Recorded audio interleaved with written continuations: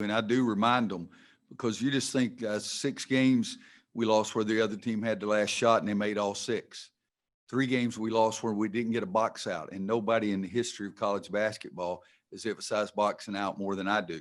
So when we have 2 possessions in a row in practice last Friday when we don't box out, you darn right, I went absolutely stone dead crazy, and they better expect that until they change their behavior.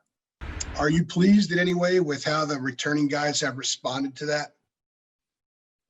Yeah, but I'm really, frankly, my dear, I don't care. I mean, it really is. I mean, we're the ones that screwed it up. And so, if one of those guys was involved in a no box out and they get the ball and score, you ought to remember that the rest of your life. I remember it every day. So I'm not against bringing those things up if it's because of mistakes. I don't walk out on practice and say, okay, guys, we stunk last year, so let's get better today. That's not what happened.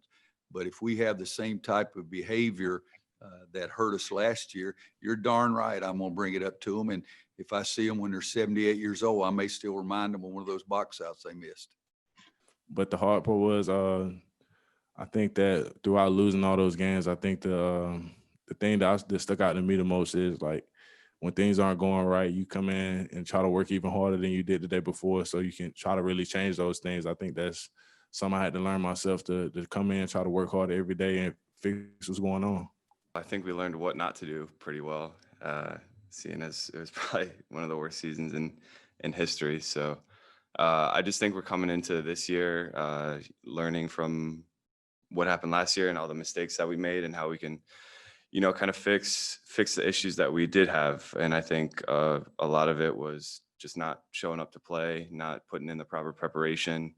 And most of it was on us. I don't think the coaches are to blame for anything, because, I mean, they're not going out there and putting up the points.